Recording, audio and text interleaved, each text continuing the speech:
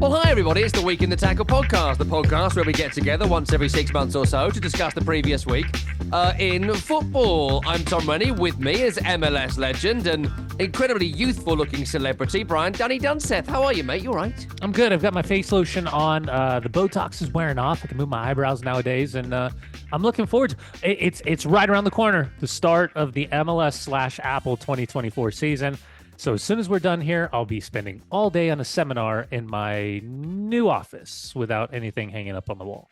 And you're about to spend a lot of time on planes and trains and across the country. Yeah, I mean, but this is your natural habitat, right? Like being at home and being a house husband is not for you, is it? You want to be on the road. How dare you? How dare you, Rennie? Is there a point where you find yourself like cleaning the sideboards in the kitchen for the 500th time and you're just wandering around an empty house, the kids are at school, your wife's at work, and you just think to yourself, God, I just want to be watching Real Salt Lake against DC United in the rain. Well, I've got to manipulate this question in the right way, because in the next 2 weeks I get to go down to Mesquite, Nevada, and then Las Vegas, Nevada, for my boys' soccer tournament. So I got to get as much, like even last night we were out till 9 o'clock at training. Tonight we'll be out till 9:30 at training. We'll be at the Real Salt Lake training facility. Like there's so many things happening. My three boys are just deep in club football, club soccer right now. But I miss, because of this job, the downside of it, and I'm super, super, super lucky. The downside is the weekends, I'm usually on the road. And my wife is terrible at videoing the game. I mean, she doesn't even want to answer, much less go like this and be like this back and forth. And I'm like, Jade, and I'm yelling, and she's sitting talking with all the friends. Jade, I was like, I don't want to see the goalie. The ball's on the other side, and she just whips around. And I'm like, whoa, like in a fishbowl, trying to catch up with the speed of the movement. So I hear what you're saying. I can't wait. I've got my opening day. I'm back with Max Bredos. We're going to be down in Austin. Week 2, we've got Real Salt Lake against LAFC on my birthday here in Salt Lake City. So we're going to be a little bit more West Coast. And I haven't even told you guys, I'm always having a moan about my hip. Like my hip's killing me. My hip's killing me. March 19th, Tuesday, March 19th is the day that I'll become a little bit closer to RoboCop. Just a little bit closer. The replacement's happening. It's done. Yeah, it's in. And so how long are you going to be down for? No. Are you going to be, is it, because people have it done and they're kind of like, it's a week recovery, right? It's like nothing these days. Rennie, it's you're in and out the same day. They're going to have me, they're going to have me up walking stairs the same day that it's done. Patrolling the streets of Detroit by 6 p.m. Yeah. So I'm going to take the weekend off. I was supposed to go to Cincinnati. I'm going to take that weekend off, and then I am going to then have the next weekend at Real Salt Lake. So I did this thing where I tried to be smart, even though my 3 semesters at Cal State Fullerton included pass or fail math. I decided that if I did it on Tuesday, the 19th, took that weekend off. The next weekend I had a Real Salt Lake home game, and then I went to Seattle the following weekend. At that point, I feel like I can get through an airport carrying a backpack and having a roller, and I could be somewhat okay by that point. Stitches should be gone, tape should be gone, the blue should be set. I think I'll be okay. Should we do a program when you're under anesthetic? On like the people on the have perk? their wisdom teeth. Should we do on it? The Percocet? Should do like let's plan on maybe like a Wednesday version. Yes. No, actually no. Let's do a Monday. Week in the Percocet. We've got to do it. Yeah. Week in the Let's Ruin Your Career is what it would be called. But we'll just do it for us. We won't publish it. We'll just do it for us secretly. Just like most of these shows. How about then we'll just video chat you, and I will not do anything near Zoom. Let's do that. Let's do that. Yeah, that's me. I'll send you a picture of what it looks like. It's an interesting thing that they're going to put inside my body. When you talk about having this done, I keep thinking of that Family Guy sketch when it's the $6 billion man, and it's like, we can rebuild him, but we don't want to spend a lot of money. So it'd just be like just various bits of tin they found around the house. So I just sent it to you. Check it out. It's really weird. Like, so that is going to go into my hip. So they're basically they're gonna open me up. They're going to spread the hip flexor and the quad apart. It's going to be about 6 inches right in the front. And what they're going to do is they're going to pop my hip out. They're basically going to put like the size of like the head of an old school microphone. They put that in the hip joint. They're going to go kind of grind it out.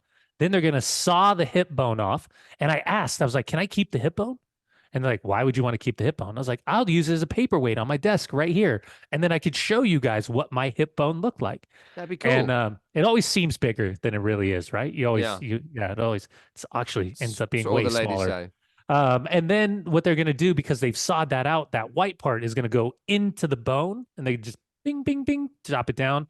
The ball is going to be, it's a ceramic ball. And then they put like a cup back in the hip, and you just pop Amazing. it right back in, and you're out walking stairs that same day. So my buddy just had it. He was up and about. It said like 2 or 3 days, you're off the pain meds, and then you're straight. You're good to go. Amazing and cause for celebration. And speaking of celebration, that segues us nicely to our first conversation topic of today, and that is the wild celebration of Arsenal's players and manager following their incredible victory. Brilliant performance and well worth the 3 points victory over Liverpool at the weekend. Now, look, there's been a lot of celebration police stuff, and I once, after an Arsenal game, I forget now, I got through the Queen's funeral by getting dogs abuse from Arsenal fans on social media after we put up a video, I think, of one of these shows. And I was just saying something about like the celebrations were a bit much or something like that. And it was a very good point, I'm sure. And the celebration police came after me. Like the Red Army went after the Nazis at Stalingrad. You know, it was not great. It wasn't great for me for a few days. It was reasonably funny. But these Arsenal fans, they are very touchy about this. Anyway, the reason I bring this up is not to get you too want to do dragged. It again? No, I don't want to get too dragged into to the fun police thing, because I do sort of feel like that you can celebrate as much as you want. And I do agree that the one thing I hate about it is that, you know, Mikel Arteta is a charmless man, as Blur once sang. He's not like Jurgen Klopp or Pep Guardiola. He has no discernible personality. He's a pretty dislikable character. He's real irritating on the sideline, and he gets up the noses of other club supporters, right? Whereas even Jurgen Klopp, who a lot of people don't dislike, there is a kind of lion charm about him that in the end wins you over. I can see myself enjoying dinner with Jurgen Klopp, having a wonderful evening with tapas with Pep Guardiola. I can see myself having a very uncomfortable 3 hours at a Wetherspoons with Mikel Arteta, desperately hoping our wives come back to the table so we haven't got to find some kind of common ground, right? So that's the issue with Mikel Arteta. He's just not a particularly likable character. Maybe personally he's very nice, but you know, that's how these people come across, and that's what we judge them on, what we know of them from their entertainment personas. Anyway, that all being said, all the kind of doing the Klopp fist pump stuff, you know, that's real. Yeah, it's dickish behavior. He doesn't do that every week. He did it because it was against Liverpool and he wanted to be a dick. Again, absolutely fine to a point, right? Celebrate how you want. And of course, Jamie Carragher and Reds fans didn't like it because it was against them. That's the name of the game. They'll swallow that down in a couple of days and move on. It was this that annoyed me, Dunny. The quote from Martin Odegaard, who said, quote, "If you're not allowed to celebrate when you win a game, when are you allowed to celebrate?" At that point, I think, yes, I'm on board. I agree. And if you've won, everyone else just has to swallow it. That's the way it goes. But then the next bit, he goes on. "We will stay humble and focus on the next one." But we were just happy. And I thought the issue here, and what people have taken umbrage at, is that you didn't stay humble. There was no humility. There was no, I don't know, Son Heung-min going around vanquished foes and seeing if they're okay. There's a famous cricket example with Andrew Flintoff in the Ashes where he, I think, gets the winning wicket for England and goes and talks to, I think it's Brett Lee, the Aussie, and says, like, "You were amazing today." You know, I'm sure got examples from your career and watching the game as well. But this wasn't that.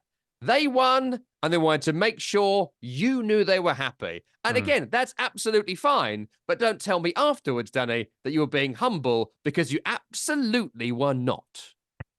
Okay, I'm gonna attack it from a different angle because I think it is a fascinating.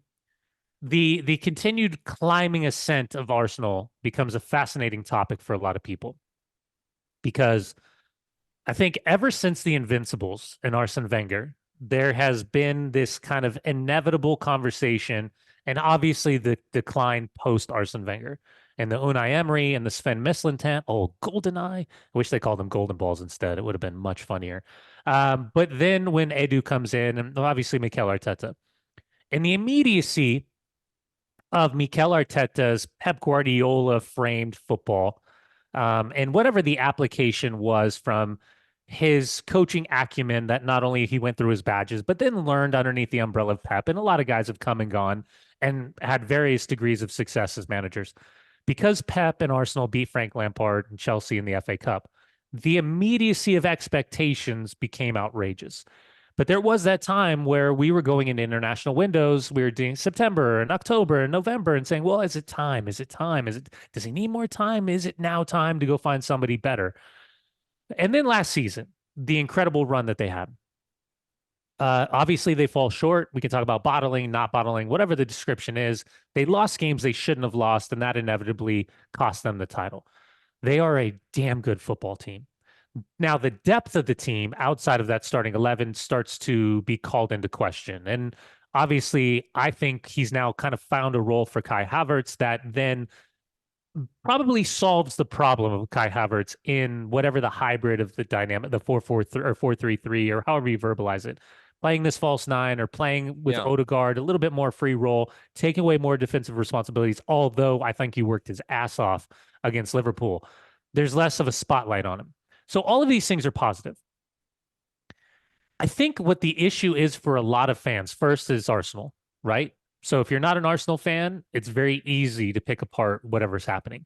Two, there's the emotion of the Jurgen Klopp announcement where I think it's kind of assumed then it's just a run up and it's only going to be Man City. Three, this game was a really odd game in terms of own goals and collisions and the timing of goals and what there were mistakes made that we're not used to seeing. And then finally, I think the celebration matched what the emotion was of the need and the necessity of Arsenal to win that game. Because if Arsenal loses that game, okay, they're out of the conversation. They are going to be top four finishers. There's no doubt about that. But they are not in that hunt because 2 games in hand. And obviously, Man City at Brentford was right around the corner.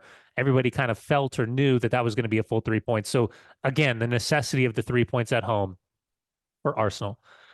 The Odegaard thing was, I'll get to Arteta for a second. The Odegaard thing was odd only because I don't have a problem per se with the celebration. I think it shows the connectivity between the players and the staff. And obviously, if you've watched Amazon All or Nothing and the Arsenal stuff behind the scenes, the team photographer, he was the same one who Mikel Arteta asked to give the team talk. So that connectivity between the two and grabbing the camera and doing all that stuff, he's not the first, nor will he be the last. But there was a bit of showmanship because he knows the television camera is off his shoulder. You got 2 guys and he's got the rig and they're right there. Everybody knows what's happening.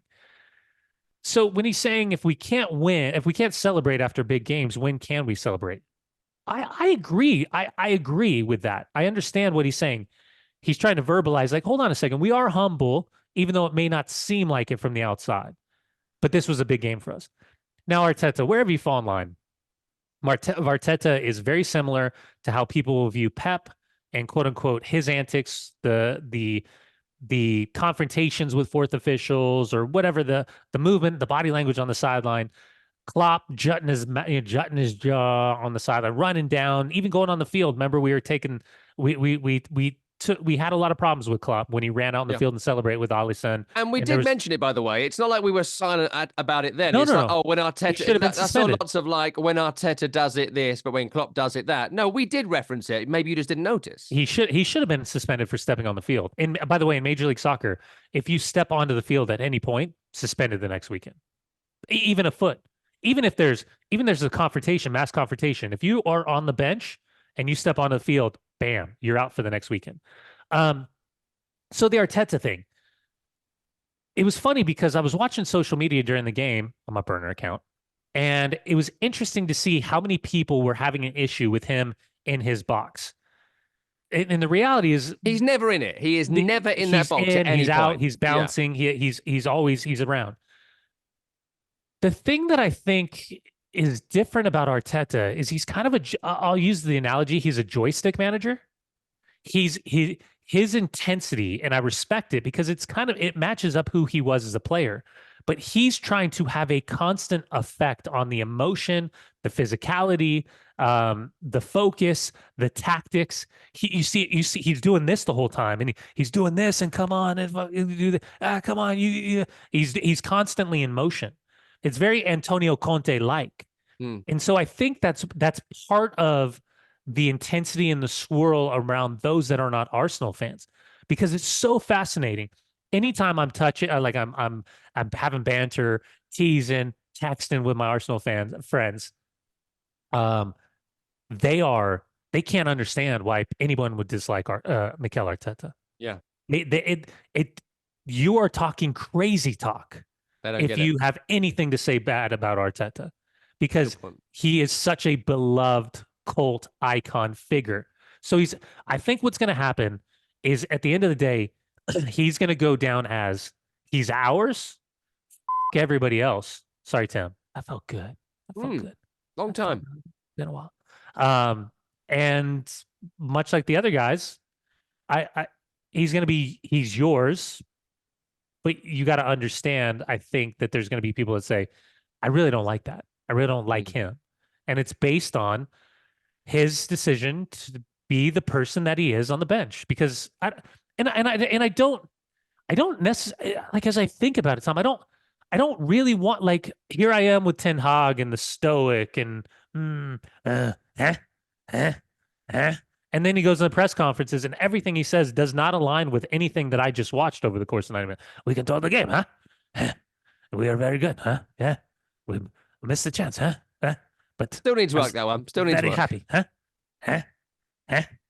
But yeah, I just think in that moment it showed how important that 3 points was for Arsenal, especially at home. And I think that's also a byproduct of what happens last year. I always enjoy the celebration police element of it, especially when it's not trained on me. But there is just, like, you don't need to win Thomas J. Rennie. You don't need to win classy, but don't tell me you did. Don't piss in my pocket and tell me it's raining. Sorry, Tim. Despite that victory for Arsenal, and on the field, we won't go too much into it now. Terrific performances, Jorginho and Rice, and I agree completely on Kai Havertz, though he was playing in the position he wanted to leave Chelsea because he was playing too much in that position, and now he's back to goal number 9 again, which he didn't like by all accounts. But it all becomes a bit immaterial, Dunny, because on Monday Night Football, I went to the G-Tech Community Stadium in West London. A brilliant little stadium, by the way. It is amazing to me whenever I've been there that they were able to build a stadium in that very small area. On the right, a railway. In front of them, the motorway or the freeway. There is such a small amount of space to have built it. So to do that is just incredible. And I texted you, remember, which is wild. I don't see where. Remember, I sent you a message as I was driving in. It shocked me. I saw it, yeah. Yeah, because I was coming in from Heathrow, and there's Brentford, literally right there off the we call freeway, but motorway. Yeah. And it's a gorgeous stadium. I mean, it looks like it's so much fun.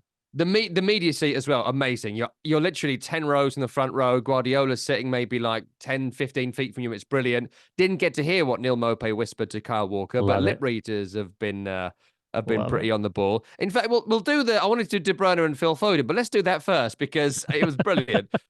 So Kyle Walker has been outed as cheating on his wife and having... no, confirmed. He has confirmed that he has had not one, but two, what the tabloids would describe as love children with another woman 5 years apart. It's a wild story that I just cannot get into right now. And those are the admitted facts of it. Rennie, it's just true love. It's certainly physical love. And the Brentford fans, understandably, were doing a chant, which I think will be replicated at every single ground around the country. Kyle Walker, he cheats on his wife, which was great. There's then a row between Neal Maupay and Kyle Walker. It's been alleged today by lip readers that Kyle Walker says something along the lines of, Neal Maupay has been talking about my kids, and he spoke about them twice, which I don't know is true, but I'm sure is definitely true. You know those things that you can't prove and you have no evidence to it? But yeah, I believe it wholesale. That Neal Maupay would do that. I mean, he even pushes Dunsethery to a whole new level. He makes Dunsethery look like child's play, does Neal Maupay. But I want to get your view on the kind of Maupay Walker of it. But just one final bit in front of me, and this is why I love going to games. And when you're not doing the commentary and you're not, where is the ball, and you're obsessed with your job and you get to absorb what's going on around you, always enjoy it, especially when it's not my team. There was a woman in front of me. She was about 45, 50 or so with, I assume, her husband and I think daughter, right? That's the scene. And she's been so vocal during the game. I loved her. I loved listening to her. I loved her whole vibe. We'd be friends, I'm pretty sure. Walker he receives the ball from like someone in the crowd and he's being all like bitchy about it. And it's all becomes a thing. And she gets up and you expect like, F off Walker or whatever. And she goes, Kyle Walker, you're a womanizer, which I just thought was such an unbelievably brilliant slam. An underused word, perfectly used, and, cuts right to the quick of what we know now about Kyle Walker. I thought it was brilliant. What did you make to the Maupay Walker of it all, Danny? By the way, that is like 1970s slander type cut right there. So that is deep, deep, deep cut. All right. Neal Maupay is a wind-up merchant. He has been. I mean, this goes back to, literally, you go back to his days at Brighton, and remember, it was his confrontation with Guendouzi when Guendouzi was like, I'm on 50 pound a week, bro. That ended up getting him kicked out because he was on the final straw with Mikel Arteta. Obviously, his time at Everton.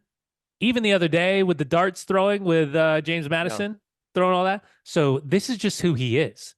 There's nothing that, and listen, there is certainly to be very clear, there's certainly things that cross the line that you can never say, and everybody knows. And sometimes things slip out, and it's you say things in the moment that maybe back in the day was acceptable, but certainly is not acceptable in 2023.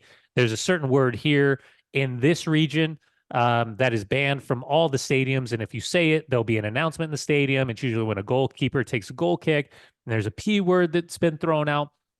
And and like for me, growing up in Southern California, that word was basically like the F word.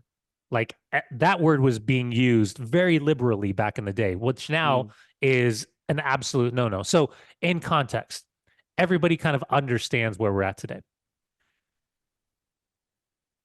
But this is a little bit different when you're on the field. And what happens, give you a little insight, and it's just like when you're with your friends, you just start cutting.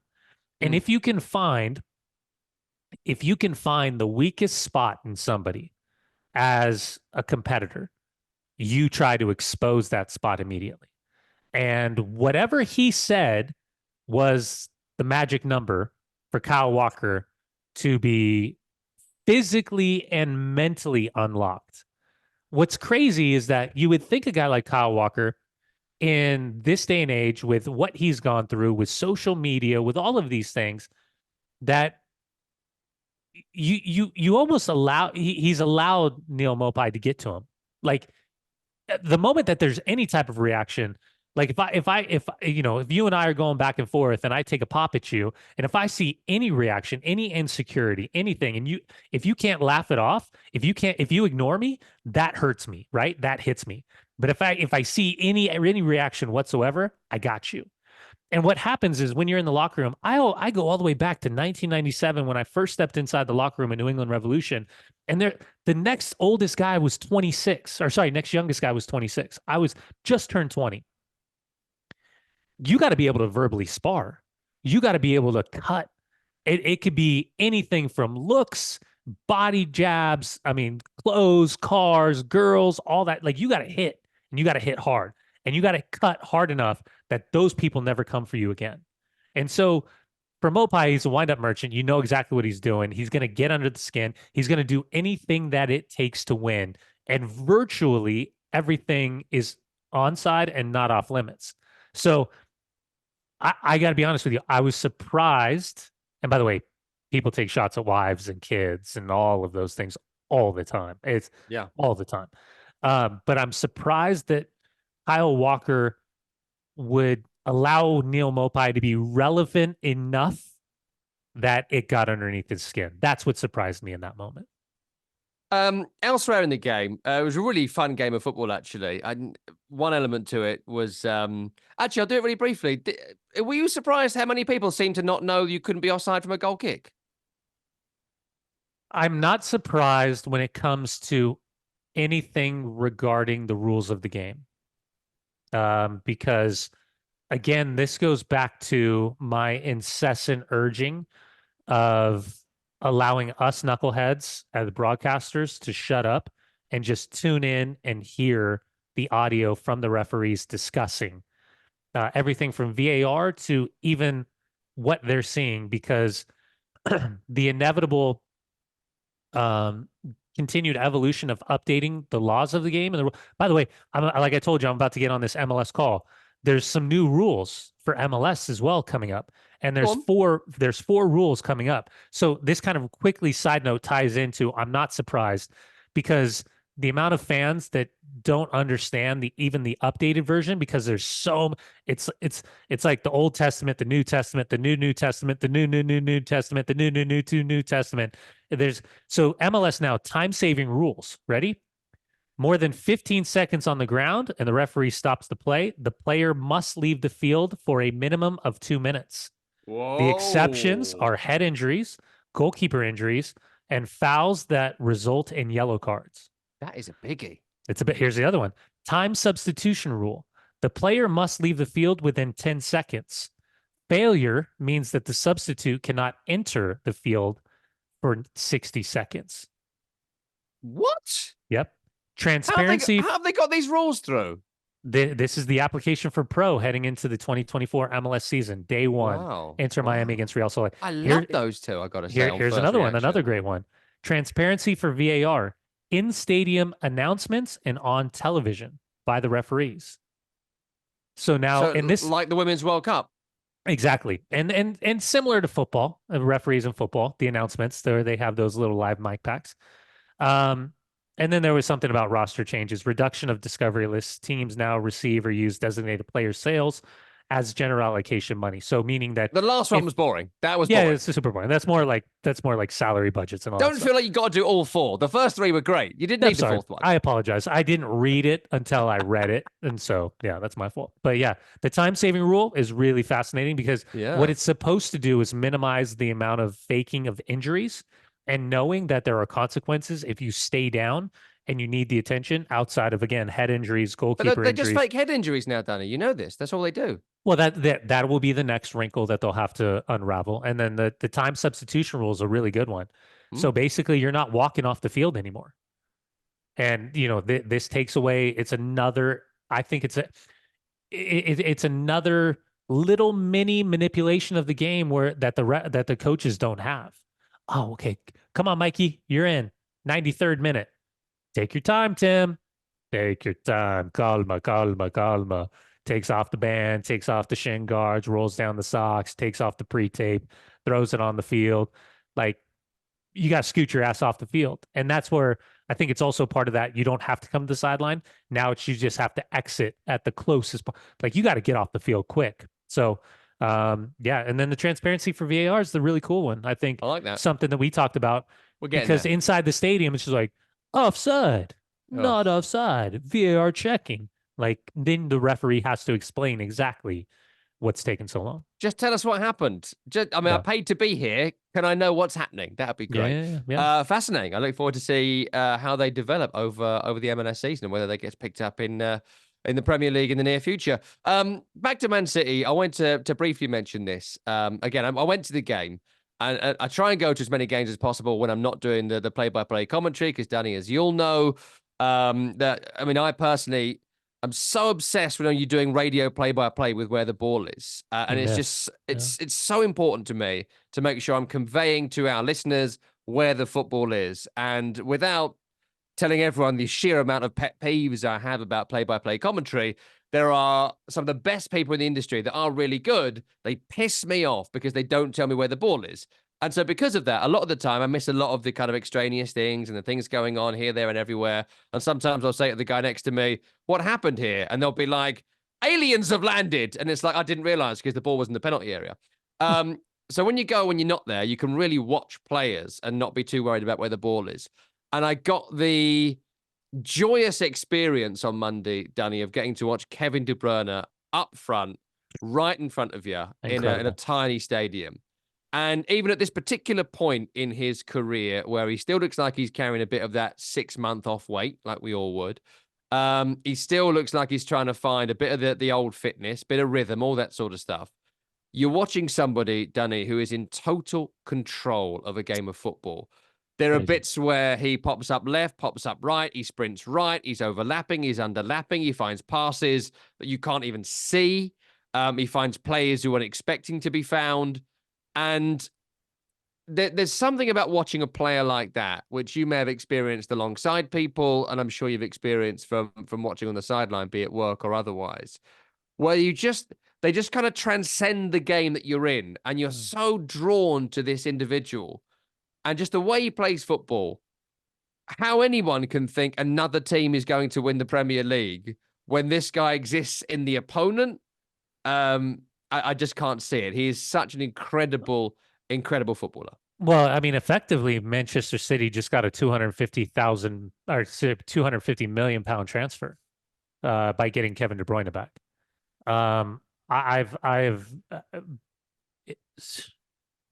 don't even know where to start with Kevin De Bruyne. I've been such an admirer of and such a fan, and again, I can displace my Manchester United fandom from my Kevin De Bruyne respect and fandom, because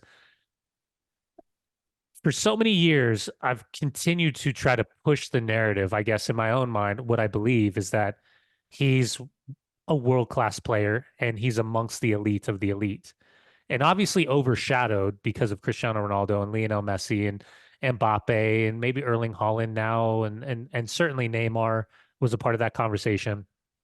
But I always felt like if Kevin De Bruyne had won a couple more Champions Leagues, that it would have been Ballon d'Or. It would have been the best. He would have been in that conversation, in that top two finishers, because he's not. He's everything. He might be the most complete footballer, modern day complete footballer that we have. And I don't mean to kind of like overplay my hand on this, but when you watch him and his technical ability, his physicality, his movement, he's so deceptive. You're almost unprepared for what he's capable of doing. And I think the world of him. He got a great head of lettuce during the downtime. Looking fantastic. That is looking real. I've had the summer off vibes. That's the man who's been at Bernie's beach house for 3 weeks. Very Sergio Ramos-esque head of lettuce that he was able to grow during his time off. But yeah, I just think when you tune in to watch Man City, obviously Erling Haaland is a big conversation point for that, but Kevin De Bruyne, hands down, is and has been one of the best footballers in the world. And he's I don't even want to say he's ran under the radar all these years, but I certainly don't think he's been given the amount of shine that he deserves, that correlates with how incredible of a footballer he truly is. I want to move us on to a now former Man City player. And that's Kalvin Phillips, who you got to see play for 15, 20 minutes or so against Man United during the couple of assists in his 2 matches so far. Yes. I think it's certainly fair to say the Bournemouth one was an assist, and I think the Man United one was just utterly appalling play. There's a lot more to go until the goal goes in, of course. But I mean, look, I wanted your view on it because I've given mine a couple of times. I'll give it briefly again here for those that haven't heard the football show this week. I don't understand the purchase of Kalvin Phillips. And the reason I don't get why West Ham have got Kalvin Phillips is not to disparage Kalvin Phillips, right? So from what I have seen, I think Kalvin Phillips is finished as a top player. Now, the reason I said from what I have seen, he may well make some Lazarus-like comeback over the next 6 months or so and go back to the player who was starring for Bielsa's Leeds 2.5 years ago, right? That may well happen. But on the eyeball test, as you always say to us, I see a player that is so far from Premier League standard, I cannot see a pathway back. Now, I hope he does make a comeback. I wish him well. And of course, he's playing for West Ham currently. But he looks like he has no particular position. He looks like he's totally bereft of confidence. He doesn't look in great physical shape. And his control of the football under pressure, which is the main thing you expect from someone that comes in from Man City, is completely gone. He could not protect the ball against Bournemouth or Manchester United. The bare basic of what I expect from someone who's played for this team. And again, he may well make a comeback over 6 months. But the reason I think it's bizarre is I don't get why West Ham brought him in. The only position they are well stocked in is central defensive midfield. The formation they played against Bournemouth didn't make any sense because they moved Alvarez, Souček, and James Ward-Prowse out of positions where they have played well this season to accommodate him, and he then played very, very badly for the 60 minutes he was on the field of play.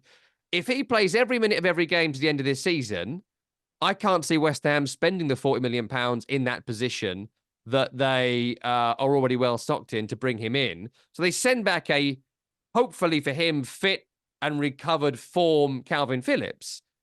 But how does that help West Ham when a loan signing for 19 games or less needs to have an immediate impact? So you've seen him. They brought no one else in during the transfer window. Explain it to me. I don't know that I can. Because we'll use the reference point, Gio Reyna to Nottingham Forest. That makes a lot of sense.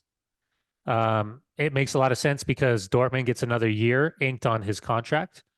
Should Terzic no longer be the manager, it gets Gio playing games. It certainly benefits Nuno Espirito Santo because Gio is a completely different player than Gibbs White and can play multiple positions, as we saw him gliding around the pitch and wanting the ball and the connectivity that he wanted. So that one makes sense all the way around. If you would have said Kalvin Phillips to West Ham in the summer with the departure of Declan Rice to Arsenal, bam, makes sense to me. But not after you brought Edson Alvarez, probably he and Tyler Adams, the two best defensive midfielders in the CONCACAF region. James Ward-Prowse, bringing him from Southampton and what he does both on and off the ball. And again, with Souček being the leaning tower of Pisa in that midfield.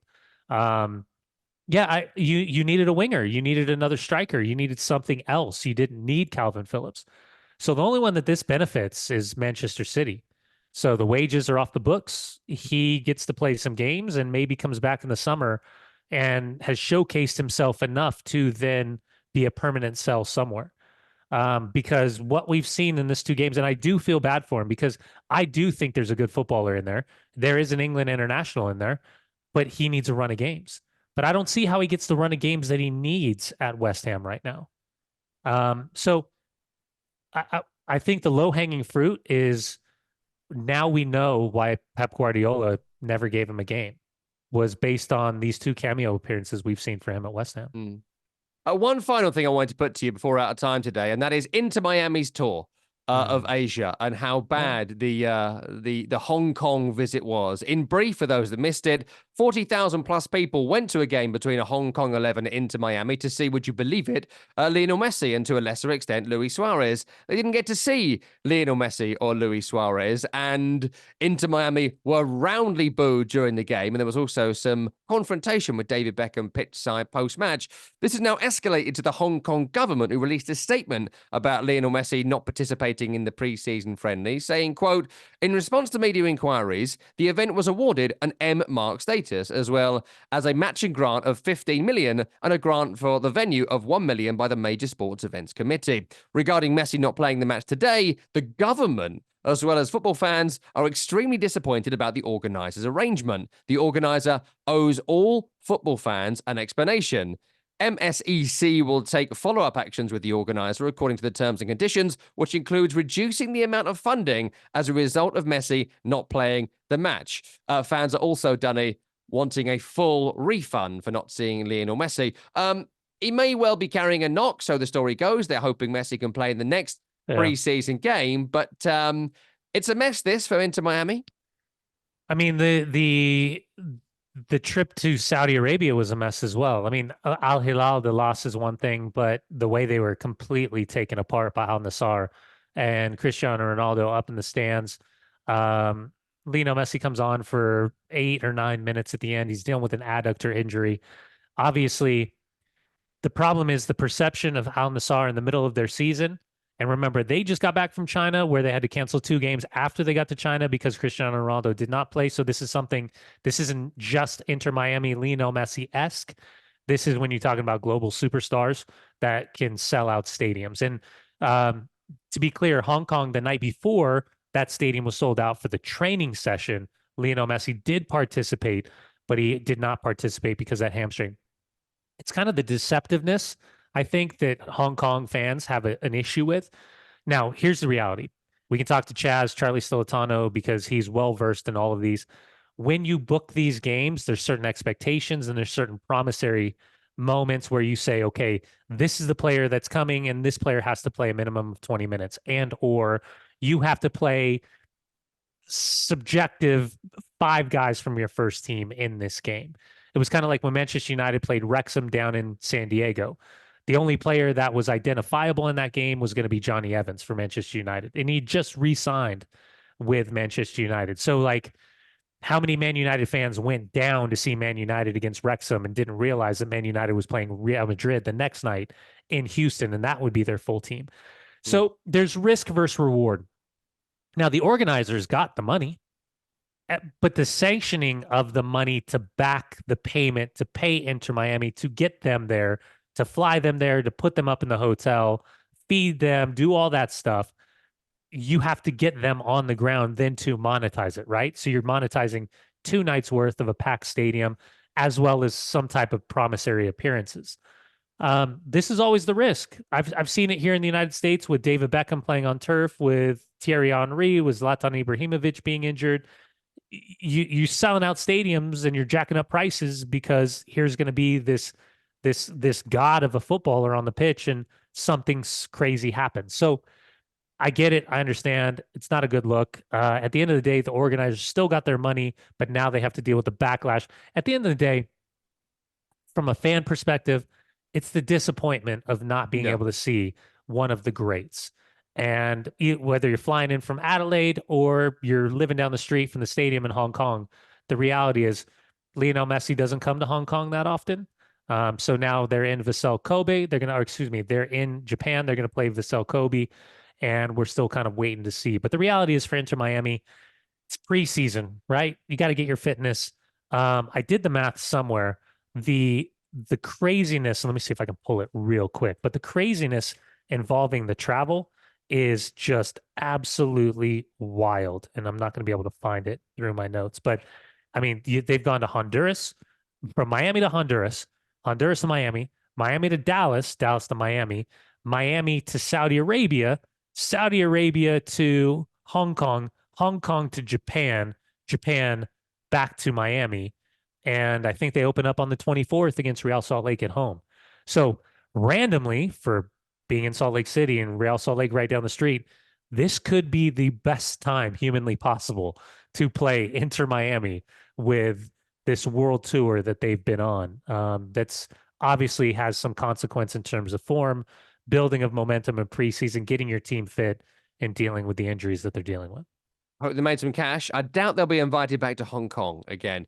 Dunny, a pleasure to record Week in the Tackle with you. Good we can get together for this week. That's Brian Dunseth over there. I'm Tom Rennie. Tim Horsey produced the program. It's called Week in the Tackle. If you watched it on YouTube, subscribe as a podcast. And if you heard it as a podcast, you can watch it on YouTube. We'll see you hopefully next week.